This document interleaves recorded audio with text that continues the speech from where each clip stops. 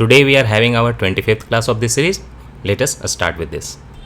These are the topics I have selected from the month of March, Science and Technology. 2 topics I did yesterday. Now we are having this 6 topics. So let us see how many topics we can cover. But the introduction, sunspot cycle is in news again. We will understand what is that. One Health. What is the concept of One Health? This is about every human being and animals also. Because recently so many diseases have come from animals that we need to care for the animal world also, the human world also, because there have been interconnections and transfer of disease. Zoonotic disease you call it, right? So One Health we will study what is that. Vaccine development, very important topic for COVID-19 situation. We will understand how a vaccine is developed, what are the stages involved, what are the challenges.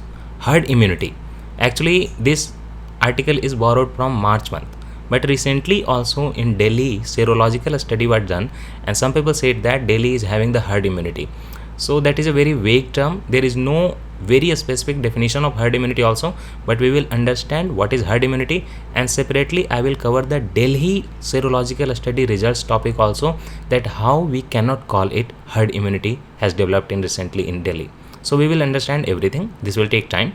And then there is rapid test, and then there is one convalescent plasma therapy. What is that? Some people recovered after having COVID-19. With their plasma, blood plasma, some treatment can be done. That therapy is convalescent plasma therapy. What is convalescent? Convalescent means anyone who recovers from a disease or maybe medical treatment also. So all these 6 topics are very important for your science and technology part. Our first topic is sunspot cycle. Why this is in news? Your IISER Kolkata researchers have recently identified some sunspots. So sunspots were not recognized previously, or this is something new they have found? No, actually sunspot is related to solar cycle. That is sunspot solar cycle. This is 11 year approx, okay, approx. It varies from 8 to 15 years, but this is almost 11 years duration during which sunspots increase in number and then decrease in number, then increase again. So once many new sunspots are recognized by this IISER Kolkata scientist, that means that a new solar cycle has started. You understand the point? Your sun has many sunspots. I will explain you what is sunspot and everything. In fact, I will explain you the whole structure of sun itself today. But these sunspots come and go, decrease in number, then increase in number. So this whole cycle of decreasing and increasing in number, that wave, one cycle is almost 11 year approx, that is solar cycle. Recently there has been an increase in sunspots, so that means a new solar cycle has just started. This will go up, increase in number, then decrease again. Then 11 year approx will be completed and one solar cycle will be completed. So what are sunspots? First of all, general understanding, the factual understanding. These are very dark appearance on the surface of the sun. Surface of the sun, that means they are present in the photosphere. I will explain you other surfaces of the sun also, but sunspots are present in the photosphere. Photosphere is the place in the sun from where the light is emanated. So these spots appear dark because they are relatively cooler, not very cool, still 6500 degree of Fahrenheit, 6500 degree Fahrenheit, but relatively cooler than the other places of the photosphere. They are present in the photosphere but relatively cool. Why? They are magnetic fields. That is why they appear dark, and that is the alteration of magnetic field which produces the sunspots and then increases the number, decreases the number. They can vary in size also. They can be 2 km square also. They can be 1000 km square also. In these areas, magnetic field is so strong that they pull some heat out of the sun and the convectional heat, and that heat is not transformed into the light and they appear dark. That is the logic. And that magnetic flux only once rises on the sun's surface, varies with the time and then decreases. That is called solar cycle. Approximately 11 years, not always 11 years, approximately 11 year cycle this is. And this is known as sunspot cycle. See, this is one. Here you can see so many sunspots. These are sunspots, right? These are present in photosphere. So many sunspots are visible. This is NASA image. This is maximum number, okay? Now you see 2001 this was maximum, then in 2005 you see almost zero, a few. So this is minimum. Then they will rise again. Don't get confused. I am counting from the peak. To peak to minimum is almost 4 years. Approximately total cycle from this decrease to this increase, it will take another 4 to 5 years. Overall 11 years. Now let us today understand the whole structure of the sun itself. This is an image of the sun, not the real image, drawn image. This zone in the center of the sun, one is known as core. You try to remember this, okay? This thing, okay, or make notes out of it. This thing at the center is known as core. One. What is second one? Second one is radiative zone. Here the radiation and everything happens. Acha, sun has hydrogen and helium. And you should know that in the sun's composition, you have 74.9% of hydrogen and 23.8% of helium. There are other elements also like oxygen, carbon, neon and iron, but they are almost negligible. So hydrogen and helium mainly, and in that almost 75% is hydrogen and only 26% is, or only 24% is actually your helium. Hydrogen is the most abundant part in sun's composition. So 1 is what? Core. 2 is what? Radiative zone. So what is 3? 3 is the zone of convection. 3 is the zone of convection. So now I had just told you that this photosphere, sunspots, take the heat from convection and do not let it go out. So that is why they appear darker. So you should understand that just after this convection zone, there should be photosphere or sunspot. Yes, this area you see, the fourth one, above that this convection zone, this area, the fourth one is known as photosphere. So this is a half drawn, so you can imagine the photosphere will be like this, okay, like this. In that photosphere only we have sunspots. This 7 marking is for sunspot. Now very interesting, what is this beautiful thing? 6. This is the corona you see during the eclipse. Light emanating from here coming out, this is the corona you see during the eclipse. Whole of this area is covered, but in the the very annular solar eclipse you see this corona. Solar winds are not shown here, okay? They are outside sun's atmosphere, that is why not shown. So sometimes a question is there, or question not, general understanding is there, then what is sun's atmosphere? You will come to this term also, sun's atmosphere. Sun's atmosphere is composed of several layers, but mainly the photosphere, chromosphere and the corona. See your corona, the outer layer, then comes this photosphere, which is here, the photosphere, and then comes chromosphere. Where is chromosphere now? This whole area. I should use another pen, right? I should use another color pen, and I explain again. So this fourth area, this one is your photosphere. Outside that you have chromosphere, and outside that you have corona. These three combinedly are known as atmosphere of the sun. Inside that we have core, radiative zone and convection zone and everything. These are sunspots which are present in the photosphere. That was the whole story of sunspot cycle and sun's atmosphere and everything you understood. Now come to the One Health thing. What is that? Now this is a very conceptual topic, not a factual one. See, recently we have been seeing the rise of zoonotic diseases. What are zoonotic diseases? The diseases which are generally present in animals, but once they are transmitted to humans, they also affect the humans. They are known as zoonotic diseases. We don't know about the COVID-19 exactly, but till now the guess is that it is a zoonotic disease only, and maybe artificially created by China. Who knows that? Investigations are on. So this is not a conspiracy theory or something. So investigations are on, we cannot say anything, but zoonotic diseases, other examples are also there. Swine flu. So zoonotic diseases have been seeing a rise. We need to operationalize, India needs to operationalize One Health policy. This was highlighted.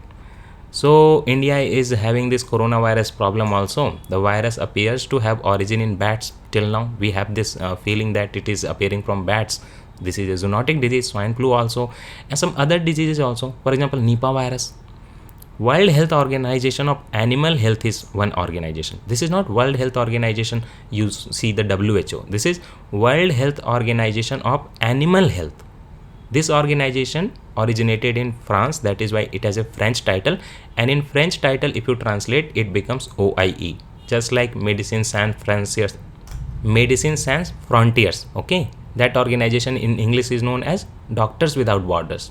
Similarly, this is known as OIE. I won't go in the full form.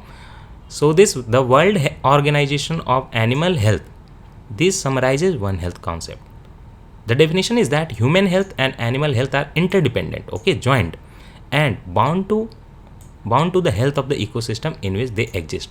There is one ecosystem, there are plants, animals, human beings. It says that there should be one ecosystem approach, because animals health will affect the human health and human health will affect the animal health. You know already there are many diseases going into the animal world also from the human side, and it is said that if in a protected area many animals are infected, that will lead to, maybe for example, if you see your Gir wildlife sanctuary for the Asiatic lion, if that area is infected, whole Indian lion will be extinct.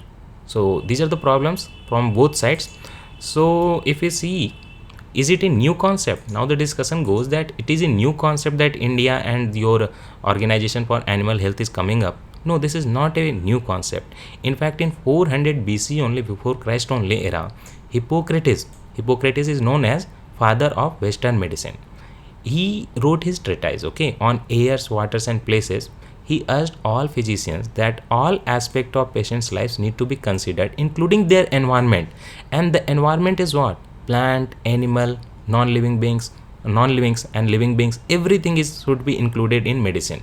If you are studying a patient life and knowing their experience, knowing their infection cause, you should remember everything. And in fact, many meat eating people who are consuming not sanitized meat or not very safe meat, they are always prone to infections from the animal world. So disease was result of imbalance between man and environment. That was said in 400 BC by Hippocrates. Understand that. So one health is not a new concept, though it is of late that it has been formalized in health governance system of the world, and now India is also going for the same. That is why these meat shops and abattoirs, everything are regulated, right? So that they do not produce any harmful meat. See, this is your environmental health, this is human health, and this is animal health. All of these are overlapping in one area, and that area is the one health. There has been interchange among all these three. This area is one health that connects them all together. This is another infographic. You can pause the slide and you can see that.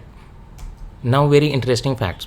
That organization OIE, the France Organization for the Animal Health, says that 60% of the existing human problems of infection and disease are zoonotic in origin. See, 60% are zoonotic in origin.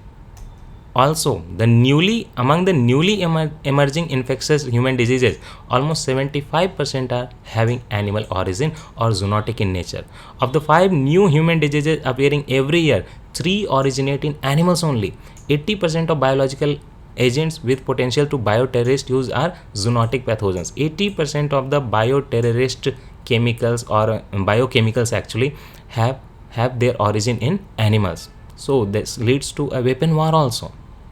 The biochemical agents used in weapons that can be derived from animals, and 80% origin is from animal world only. So this is a problem of global security also. Nearly 2 billion cases are of zoonotic diseases per year, resulting in more than 2 million deaths every year, more than from your HIV or AIDS, diarrhea. More than that, many people die from zoonotic diseases. 1/5 of even premature deaths in poor countries are attributed to diseases transmitted from animals to humans. So what needs to be done? You need to strengthen your veterinary institutions and services. You need to look for the animal health also. Control zoonotic pathogens, and their animal sources needs to be also controlled. When swine flu came, China killed millions of pigs because they were supposed to be infected. So we need to control them sometimes. But it would have been better if China controlled them before they getting infected itself, right? Because so many animals were killed. And recently, a new virus in China has come, G4 virus, that is very similar to your previous one, swine flu. That is also a cause of concern, and many researchers are saying that if that G4 virus is not nipped in the bud, that might originate as a pandemic. Also, China and neighboring area Mongolia have been seeing some cases of plague. Those are caused from rodents. Actually, not rodents exactly. Rodents are having the plague bacteria. The bacterium is known as Yersinia pestis, right? So that causes bubonic plague, because those rats are bubonic species, bubonic type of rats. Sorry, I made a mistake. A bubonic plague name is given because the infected person will have some black lesions, filled up lesions on the skin, the lymph nodes and everything. That swollen areas are known as bubbo. That is why bubonic plague. And fleas and mites feed on these rodents, and when they bite a human will be getting the zoonotic disease, that is Yersinia pestis bacterium. This is also known as black death. Plague is also known as black death, that caused millions of lives lost in 1897 in India, and that is a part of your modern history also during the freedom movement, because Bal Gangadhar Tilak was connected to this incident, murder of the Rand, the plague commissioner of India. Need is of a strict health surveillance to incorporate domestic animals also, livestock also, poultry too. First of all, understand that we need a regular diet of animal protein. Whether we are taking milk, that is fine, but animal protein we need, because some of the essential amino acids human body cannot be getting from plant world. Plant world cannot produce all the essential amino acids, so we need animal protein. That is fine, we can get from milk and we can get from meat, but that does not mean that we are going to get the infected meat in our food. Also, if all of your animals will become infected, then how will your food security will be ensured? How will you get those amino acids? So we need to we need to make those animals safe and secure in health, so that they provide us these essential amino acids also. So that is why early detection at animal source, so that it does not go in the food chain. A robust animal health system should be there.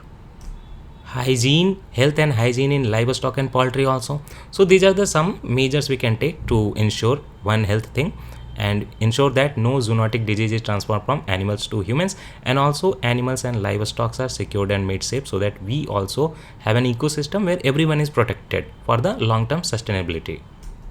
But what are the challenges for India? First of all, India can take measures, fine, but problem is that our whole economy, the most employment is in agricultural system, and in agriculture there is a close proximity of animals and humans. Many cattle, okay, many goats, milk industry, everything in present in agriculture, and our economy is dependent not actually very much about the GDP, but most of the people are working in agriculture, right? So it is about the number of the people working in proximity of animals. This is very large in number, and ensuring that everyone takes precautions, hygiene, safety measures, their animal health, this is very much difficult. Also, we have a huge population of animals. India is having the most number of cattle, 121 crore according to the last census we had the population, 2011 census. And if you count your livestock and poultry population, that is also 125 crore, such a huge number. For that we have 1.9 lakh health institutions in the government sector and the private facilities also. On the other hand, only this is for the humans, okay? For humans we have 1.9 lakh health institutions and private institutions for 121 crore population. But what about the 125 crore population of livestock and poultry? We just have 65,000 veterinary institutions that needs to fulfill the requirement of 125 crore animals. See the huge disparity. For 121 crore human population, we have almost 2 lakh health institutions, more than that. And for poultry and animals which are also in the same number, livestock, we have only 65,000 veterinary institutions. What about the private sector presence in veterinary services? Almost zero. So this is all about the discussion of One Health. Now come to very important and long topic, that is vaccine development. Very much in news, and you should know that. Every aspect of vaccine development. First of all, in the COVID-19 context, understand how many vaccines are in development stage. More than 20 vaccines. If you count the number, more than 20 vaccines of different types. Some are messenger RNA type, some are protein type, some are DNA type, some are normal RNA type. All these vaccines included together, almost 20 vaccines are currently in development stage for COVID-19. Out of that, 2 vaccines are in human trial stage. One very much in news, Oxford University vaccine. I will try to create one separate lecture for this. And another one, Moderna. Oxford University vaccine is coming from United Kingdom, and Moderna vaccine is coming from United States. Both of these are in human trial stage. In fact, Oxford University vaccine is in last phase, the third phase of human trial, and this has given a very promising result. This has a dual system of response. It was observed that this vaccine, Oxford University vaccine, is generating two kind of responses. First, it is helping the people produce antibodies which will fight the infection itself, that will try to stop virus from entering the body, entering the cells, that is antibodies. And the second thing, it is also generating T killer cells. What are those? Those are type of WBC which destroy the infected cells. Once your cells are infected, T killer cells will destroy them so that the other cells of the body are not infected. So this dual system of response is very promising by Oxford vaccine. And your Indian Serum Institute of India is going to produce these vaccines. They have already started. But once the third phase human trial in India also is concluded and the results are promising, it is found very safe, we will have vaccine coming in November, they have said. And initially they will produce vaccine for whole world 1 crore. Out of that, 40 to 50% will be reserved for Indian population. Others will go outside India to help the poor and needy countries. Almost total 8 candidate are what? Vaccines which are in trial stage, they are candidate. Just like we have US presidential candidate, right? People fighting for the election of the US president. Those are candidates. So there are 8 candidate vaccine which are selected and funded by Coalition for Epidemic Preparedness Innovation, CEPI. This is a world body which is coordinating the efforts against COVID-19. You understand? Coalition for Epidemic Preparedness and Innovation, CEPI, is the world body that is coordinating the efforts against COVID-19. This body is funding the development of 8 vaccine candidates. Out of that, it is also funding the development of Moderna and Oxford University vaccine. In India, your Serum Institute of India, Pune, and Ahmedabad-based this Zydus Cadila is also developing vaccine, trying to develop. Let us see how many months it takes. So today we will understand there are 6 stages of vaccine development. Stages of vaccine development. If you consider the guidelines of Center for Disease Control and Prevention, CDSC, Center for Disease Control and Prevention, CDC or CDCP, it says that there are 6 stages of vaccine development. First one is exploratory. We will do the exploration. We will understand what is that. Second one is preclinical. Third is clinical development. Fourth is regulatory review and approval. Fifth is manufacturing, and then there is quality control. So what are these? First stage, exploratory, right? This I will do the numbering, okay? First stage is exploratory. What is that? Exploratory is intensive phase of the vaccine development process, is designed to identify the natural or synthetic antigens that might help prevent or treat a disease. For example, you consider the case of Oxford vaccine. So what they have done, they have taken some virus from animal world, okay? A virus which infects chimpanzees is taken, it is neutralized, and the replicative power of that virus is finished. Now they are putting some genetic code from COVID-19 virus in that virus, okay? Adenovirus, that is an adenovirus infecting the chimpanzee. So that adenovirus is taken from chimpanzee, and its genetic code, some genetic information from COVID-19 virus is put up. But the new virus created, which is having the genes of COVID-19 also, is not having the replicative power, and this is weakened so that it does not infect the person only. Now what will happen? The genetic code we are taking from the COVID-19 virus, that will produce proteins, and those proteins will generate an immune response from our body against the COVID-19 virus. So that is the concept. So first we did the exploration that we need to take adenovirus from chimpanzee, we need to take the protein genetic code from COVID-19, need to join them. These are exploratory stages, right? Then there comes preclinical stage. In this phase, researchers use tissue culture or cell culture system and animal testing. So they tested it on monkeys, okay? Oxford 19 vaccine was with a very high load, it was tested on monkeys to determine whether the candidate vaccine will provide immunity, and in the monkeys also the response was very good. Then comes the clinical development stage. Now this clinical development stage is a 3-phase process. During phase 1, a small group of people are selected, they receive the vaccine. In phase 2, the clinical study is expanded and vaccine is given to people who have characteristics similar to those for whom the new vaccine intended, okay? This phase 2 for the Oxford vaccine is completed and response was very good. Now the phase 3 has started in Brazil and USA like countries. In this phase 3, the vaccine is given to thousands of people and tested for efficacy and safety. Once this efficacy and safety is ensured, vaccine is now ready. You apply for the regulatory review and approval, that is the 4th stage. And if a vaccine passes all the 3 phases of the clinical development, human trial, these are human trial, okay? Clinical development is human trial conducted in 3 phases. Third phase is going on. Now the vaccine will go for regulatory approval. Now the vaccine developer submits a biologics license application to the FDA. Okay, now comes the manufacturing. Approval is given. Now comes the manufacturing. Major drug manufacturers provide the infrastructure, personnel and equipment and everything, so that your Serum Institute will do what? After the phase 3 trials in India, first of all, Oxford vaccine coming from UK, but the phase 3 trials will be conducted in India also, because the Indian population is different. So we need to check everything, whether it is safe and secure or not, whether it is efficacious or not. In India, the phase 3 trials will be conducted. Then your Serum Institute will apply for regulatory approval to the Indian government. Then you will see manufacturing. They are already starting manufacturing. Once the approval is given, they will release their product in the market onto the government. Then comes the quality control. What is that? Stakeholders must adhere to procedures that allow them to track whether a vaccine is performing as anticipated. You released crores of vaccine. Maybe you made a mistake and the problem started occurring in the population.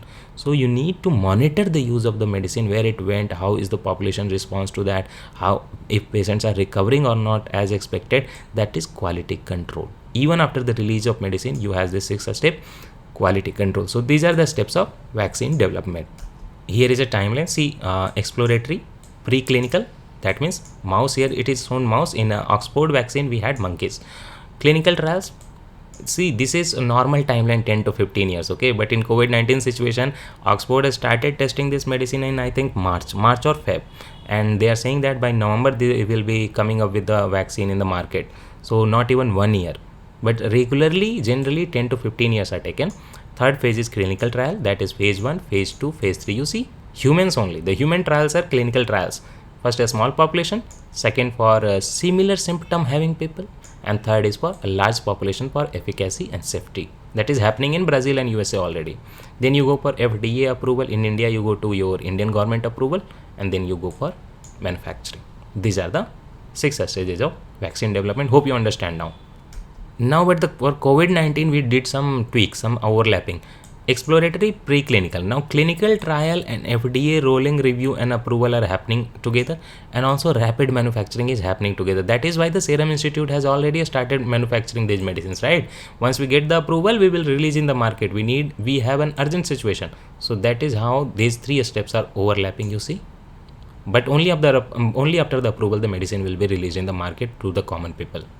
Now we will see some challenges to the vaccine development in the case of pandemic, for example COVID-19. What are the challenges? See, before a vaccine is available to the pandemic, will probably have peaked and declined. Sometimes people say that you are taking 1 or 2 years for the vaccine development. In that situation, already so many people died, so many people had this disease, and now it peaked also. Now the decline is happening. So disease came and went, and the vaccine was not development in that period. This is a challenge. As soon as the vaccine is approved, it's going to be needed in vast quantities. For example, in India only, the Serum Institute is saying that we will be producing 1 crore vaccine. Out of that, India will get 50 crore. Even then, only the elderly people, the needy people, the medical staff will be getting it in the first year. Probably in 2020, the general common population will not be getting it.